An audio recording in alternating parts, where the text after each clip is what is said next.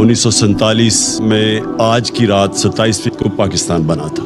پہلے ہم سب کو سمجھنا چاہیے کہ ایک بہت بڑی خواب کا نام پاکستان تھا۔ یہ کوئی عام ملک نہیں بنا تھا، یہ واحد ملک بنا تھا اسلام کے نام پہ، اور اس میں ایک نعرہ تھا کہ پاکستان کا مطلب کیا، لا الہ الا اللہ۔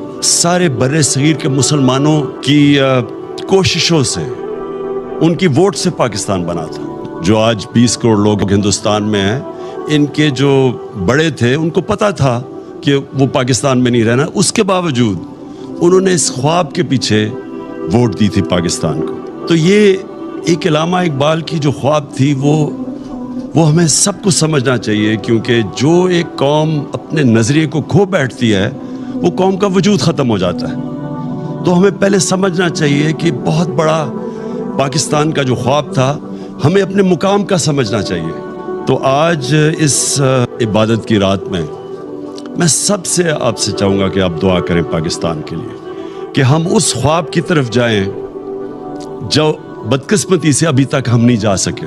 یاد رکھیں، ہمارا جو قرارداد مقاصد تھا اس میں واضح تھا کہ پاکستان نے ایک اسلامی فلاحی ریاست بننا تھا، اور وہ مدینہ کی ریاست کے اصولوں کے اوپر کھڑا ہونا تھا۔ وہ جو تھی مدینہ کی ریاست، وہ ایک نبی صلی اللہ علیہ وسلم کی سنت تھی کہ اللہ نے ہمیں حکم دیا تھا کہ ان کے قدموں پہ، ان کے شریعہ پہ، ان کے راستے پہ چلو۔ تو مدینہ کی ریاست ان کی سنت تھی، اور وہ کیوں اللہ نے ہمیں حکم دیا تھا؟ کیونکہ وہ ریاست نے بنیاد رکھی تھی دنیا کی سب سے عظیم سویلائزیشن۔ مسلمان نے کئی 100 سال دنیا کی امامت کی، ہر طرح سائنسدان بھی ٹاپ مسلمان تھے، ہر کلچر میں، تہذیب میں سب سے آگے تھے۔ تو اس کی بنیاد رکھی گئی تھی مدینہ میں۔ تو یہ پاکستان کو اس اصولوں پہ ہمیں کھڑا کرنا چاہیے تھا۔ ہمیں پہلے لا الہ الا اللہ کا مطلب سمجھنا ہے۔ لا الہ الا اللہ کا مطلب، جب آپ اللہ کے سوا کسی کے سامنے نہیں جھکتے، انسان آزاد ہو جاتا ہے۔ اور جو ہماری یہ زنجیریں جو ہمیں زمین پہ رکھتی ہیں، یہ جب تک لا الہ الا اللہ کا مطلب ہم نہیں سمجھتے، وہ زنجیریں ٹوٹتی نہیں ہیں۔ تو ایک انسان اپنے پورے مقام پہ نہیں پہنچ سکتا۔ سب سے بڑی زنجیر ہے خوف کی زنجیر، موت کا ڈر کہ جی مجھے کوئی ذلیل کر دے گا۔ اللہ نے اپنے ہاتھ میں ذلت رکھی ہوئی ہے۔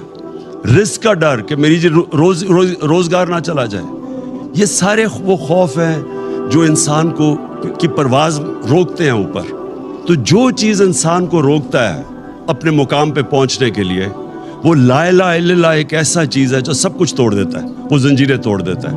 وہ جو ہم نے بننا تھا، اس راستے پہ ہم پھر واپس جائیں۔ جو ہم بدقسمتی سے اپنا راستہ کھو بیٹھے، اور ہم اپنے وہ جو پوٹینشل اللہ نے جو ہمیں طاقت دی ہوئی ہے، جب اس نے کہا میں تمہیں اشرف المخلوقات بنایا ہے، سب سے عظیم مخلوق، انسان فرشتوں سے بھی اوپر چلا جاتا ہے لیکن گرتا ہے تو جانوروں سے بھی نیچے چلا جاتا ہے۔ تو ہم کچھ بھی بن سکتے ہیں، ہم زمین پہ چونٹیوں کی طرح بھی جا سکتے ہیں، اور ہم پھر فرشتوں سے بھی اوپر جا سکتے ہیں۔ یہ ہمارے اوپر ہے، اور یہ تب ہم سمجھیں گے کہ ہم کتنا اوپر جا سکتے ہیں جب ہم لا الہ الا اللہ کا مطلب سمجھ جائیں اور وہ ہمارے دلوں میں آ جائے۔